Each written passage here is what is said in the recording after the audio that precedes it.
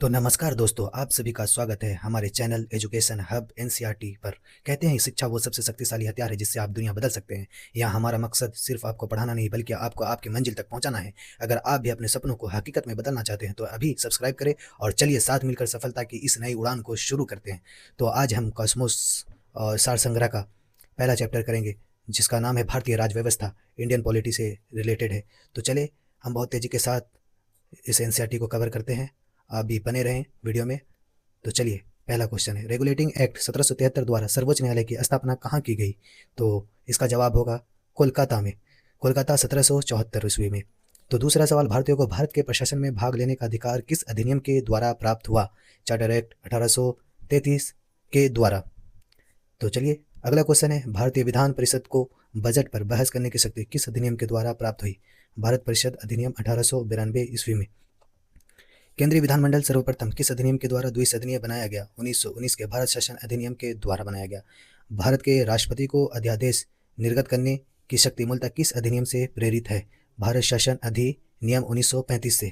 अब यहाँ पर हमें यह देखना है कि भारत का संवैधानिक विकास ईस्ट इंडिया कंपनी के अंतर्गत कौन कौन से ईस्वी में रेगुलेटिंग एक्ट और चार्टर एक्ट आया। तो चले, फर्स्ट रेगुलेटिंग एक्ट 1773 में आया, दूसरा पीट्स इंडिया एक्ट 1784 में आया, तीसरा चार्टर एक्ट 1793 में आया, चार्टर एक्ट 1813 में आया, चार्टर एक्ट 1833 में आया, चार्टर एक्ट 1853। आपको सबसे पहले चार्टर एक्ट को ही इसमें पहले याद करें आप, क्योंकि चार्टर एक्ट का सीरियल बाय है। तो 1793 के बाद जितना है वो 1800 ईस्वी में है। तो 1813 के बाद 20 साल आप बढ़ा दें 33 हो जाएगा, फिर 20 साल आप बढ़ा दें 53 हो जाएगा। किस तरीके से याद करना है? 1813 के बाद आप 20 साल बढ़ा दें 1833 हो जाएगा, फिर 20 साल बढ़ा देंगे तो 1853 आ जाएगा। तो इस तरीके से चार्टर एक्ट यहाँ पर फिनिश होता हुआ, और फर्स्ट चार्टर एक्ट का याद रखें 1793 ईस्वी में। तो चलिए, अगला टॉपिक है ब्रिटिश क्राउन के अंतर्गत भारत शासन अधिनियम 1858 में, भारत परिषद अधिनियम 1861 में, भारत परिषद अधिनियम 1892 में, भारत परिषद अधिनियम 1909 में, भारत शासन अधिनियम 1919 में, भारत शासन अधिनियम 1935 में, भारतीय स्वतंत्रता अधिनियम 1947 में। आप इसे हमारे साथ रिवाइज करते रहेंगे, इस वीडियो में बने रहेंगे और आप फिर से इसको रिपीट करके वीडियो देख करके आप इसे याद कर लें, क्योंकि आपको हमारे साथ ही पढ़ना है। चलिए, अगला क्वेश्चन है, केंद्र में द्वैध शासन व्यवस्था किस अधिनियम के द्वारा लागू की गई थी? भारत शासन अधिनियम 1919 में। अगला क्वेश्चन है, ब्रिटिश भारत में किस अधिनियम में संघीय शासन का प्रावधान था? भारत शासन अधिनियम 1935 में। अब यहाँ पर आपको एक बात और नोटिस कर लेनी है कि भारत शासन अधिनियम 1919 की समीक्षा करने के लिए वर्ष 1927 में साइमन कमीशन का गठन किया गया था। भारत शासन अधिनियम 1919 की समीक्षा करने के लिए वर्ष 1927 में साइमन कमीशन का गठन किया गया था। इस बात को आप अंडरलाइन करके याद रखें। तो अगला क्वेश्चन है, अखिल भारतीय संघ स्थापित करने का प्रावधान किस अधिनियम में किया गया था? भारत शासन अधिनियम 1935 में। फिर भारत के संविधान में केंद्र और राज्यों के मध्य किया गया शक्तियों का विभाजन भारत सरकार अधिनियम 1935 पर आधारित है। ये बात आपको नोट कर लेनी है और इसको अंडरग्राउंड कर ले। तो चलिए, अगला क्वेश्चन है, एक निर्वाचित संविधान सभा द्वारा भारत के संविधान का निर्माण करने का प्रस्ताव किसके द्वारा दिया गया था? क्रिप्स मिशन के द्वारा दिया गया था। ठीक है, तो अगला क्वेश्चन हम देखेंगे, भारतीय संविधान सभा का गठन किसके अंतर्गत किया गया था? कैबिनेट मिशन 1946 के अंतर्गत किया गया था। तो चलिए, अगला क्वेश्चन फिर पढ़ते हैं, कैबिनेट मिशन द्वारा प्रस्तुत योजना के अनुसार संविधान सभा में प्रांतों से प्रतिनिधियों का निर्वाचन किस अनुपात में था? 10 लाख की जनसंख्या पर एक सदस्य, 10 लाख की जनसंख्या पर एक सदस्य। तो चलिए, फिर अगला क्वेश्चन है हमारा, भारतीय संविधान का निर्माण करने वाली संविधान सभा के सदस्यों का चुनाव किसके द्वारा किया गया था? विभिन्न प्रांतों की विधानसभाओं के द्वारा, विभिन्न प्रांतों की विधानसभाओं के द्वारा। चलिए, फिर अगला क्वेश्चन है, बहुत तेजी के साथ हमें कवर करना है इसको, अंतरिम सरकार जो वर्ष 1946 में हुई थी, इसके सदस्य और इसकी धारित विभाग जो है वो क्या है? तो चले, जवाहरलाल नेहरू इनके सदस्य रहे और इसकी धारिता विभाग राष्ट्रमंडल संबंध तथा विदेशी मामले थे इनके। दूसरा है सरदार वल्लभ भाई पटेल, इनका गृह सूचना एवं प्रसारण से संबंधित है इनका विभाग। डॉक्टर राजेंद्र प्रसाद ये खाद्य एवं कृषि से संबंधित थे। जॉन मथाई उद्योग एवं नागरिक आपूर्ति इनसे संबंधित थे। जगजीवन राम श्रम से संबंधित थे। सरदार बलदेव सिंह रक्षा से संबंधित थे। लियाकत अली खां वित्त से संबंधित थे। वित्त मतलब फाइनेंशियल सी राजगोपालाचारी, ये शिक्षा एवं कला से संबंधित थे। तो चले, भारत की संविधान सभा की पहली बैठक कब हुई थी? ये आप इम्पोर्टेंट क्वेश्चन है, ये एग्ज़ाम में अक्सर आता है, तो ये इसको ज़रा ध्यान में रख करके इसे पढ़ें। भारत की संविधान सभा की पहली बैठक कब हुई थी? 9 दिसंबर 1946 को। कब हुई थी? 9 दिसंबर 1946 को। अब हमें सबसे ये अंडरग्राउंड जो है ये, इनको याद रखना होगा क्योंकि ये मोस्ट इम्पोर्टेंट बातें कही गई है। भारतीय संविधान का प्रथम प्रारूप, भारतीय संविधान का प्रथम प्रारूप सर BN राव द्वारा तैयार किया गया था। इस बात को अच्छे से याद रखें। भारतीय संविधान का प्रथम प्रारूप, first draft, sir BN Rao द्वारा तैयार किया गया था।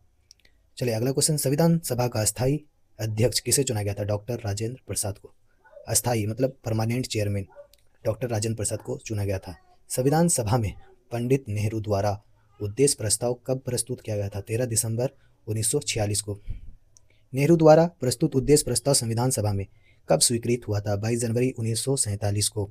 नेहरू द्वारा प्रस्तुत उद्देश्य प्रस्ताव संविधान सभा में कब स्वीकृत हुआ था? 22 जनवरी 1947 को।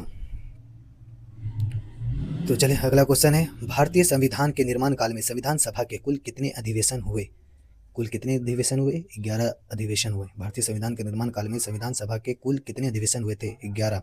भारतीय संविधान के निर्माण में संविधान सभा को कितना समय लगा था? तो 2 वर्ष 11वां 18 दिन। ये तो आप सबको याद ही होगा क्योंकि ये अक्सर पूछा गया सवाल है। भारतीय संविधान सभा के संवैधानिक सलाहकार कौन थे? Sir BN Rao. संविधान सभा के जो सलाहकार थे, जो सबसे पहले सलाह दिए थे, वो सर BN राव थे। अब अगला क्वेश्चन, भारत की संविधान सभा ने वर्तमान रूप में राष्ट्रीय ध्वज को कब अपनाया था? 22 जुलाई 1947 को। भारत की संविधान सभा ने वर्तमान रूप में राष्ट्रीय ध्वज को कब अपनाया था? 22 जुलाई 1947 को। तो चले एक और इम्पोर्टेंट नोट कर लें आप, संविधान सभा की प्रथम बैठक की अध्यक्षता डॉक्टर सच्चिदानंद सिन्हा ने की थी। किसने की थी? डॉक्टर सच्चिदानंद सिन्हा ने। संविधान सभा की प्रथम बैठक की अध्यक्षता डॉक्टर सच्चिदानंद सिन्हा ने की थी। चलिए अगला क्वेश्चन, भारत का संविधान कब स्वीकार किया गया? 26 नवंबर 1949 को। स्वीकार जो किया गया था संविधान, तो वो 26 नवंबर 1949 को, और लागू कब किया गया था? 26 जनवरी 1950 को। लागू कब किया गया था? 26 जनवरी 1950 को। हमारे साथ आप भी पढ़े और इसे ध्यान में रखें। चलिए संविधान सभा के बारे में हम कुछ बातें जो इम्पोर्टेंट हैं उसे पढ़ लेते हैं।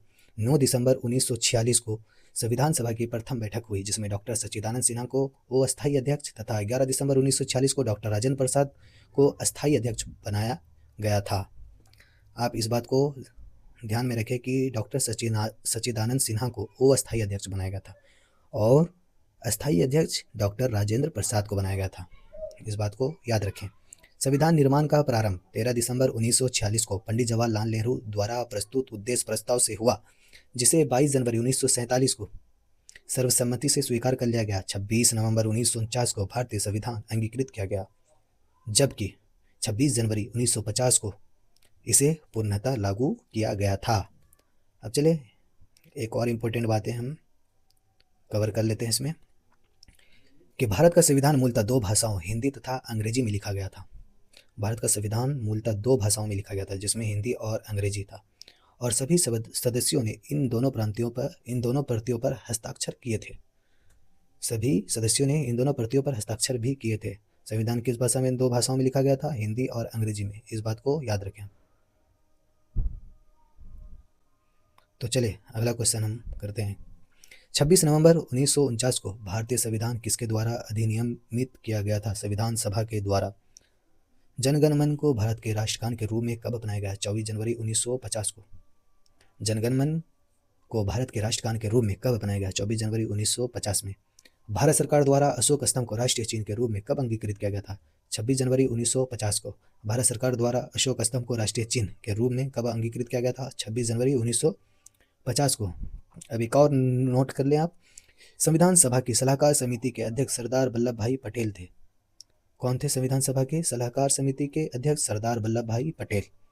संविधान सभा की झंडा समिति के अध्यक्ष कौन थे? डॉक्टर राजेंद्र प्रसाद।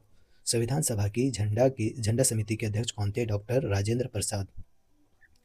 तो चलिए अगला क्वेश्चन हम करते हैं, प्रमुख समितियां एवं उनके अध्यक्ष। संघ शक्ति समिति पंडित जवाहरलाल नेहरू द्वारा, संघीय संविधान समिति पंडित जवाहरलाल नेहरू, और प्रांतीय संविधान समिति सरदार वल्लभ भाई पटेल। आपको इस तरीके से याद रखना है, एक ट्रिक मैं दे देता हूँ। संघ जहाँ देखें आप, जहाँ पे अनुस्वर है वहाँ पे पो में अनुस्वर होगा, जहाँ पे सो अनुस्वर है वहाँ पे पो में अनुस्वर हो जाएगा।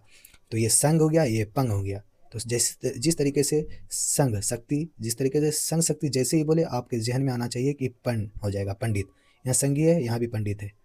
उसके बाद प्रांतीय संविधान समिति, प्रांतीय से पटेल याद रखें आप, प्रांतीय से क्या रखेंगे याद, पटेल। तो ये सरदार वल्लभ भाई पटेल हो जाएगा। प्रारूप समिति डॉक्टर भीमराव अंबेडकर, प्रारूप समिति डॉक्टर भीमराव अंबेडकर।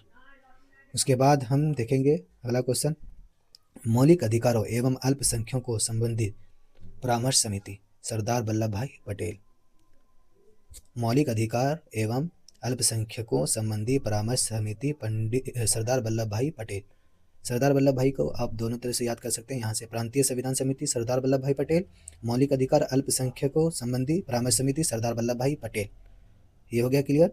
अब यहाँ आ जाए हम, प्रक्रिया नियम समिति डॉक्टर राजेंद्र प्रसाद, प्रो से प्रक्रिया, प्रो से प्रसाद, ये बात याद रखें। प्रो से प्रक्रिया नियम समिति, प्रो से डॉक्टर राजेंद्र प्रसाद, ठीक है। तो चले अब अगला क्वेश्चन, राज्यों के लिए समिति पंडित जवाहरलाल नेहरू, राज्यों के लिए समिति पंडित जवाहरलाल नेहरू। संचालन समिति डॉक्टर राजेंद्र प्रसाद, संचालन समिति डॉक्टर राजेंद्र प्रसाद।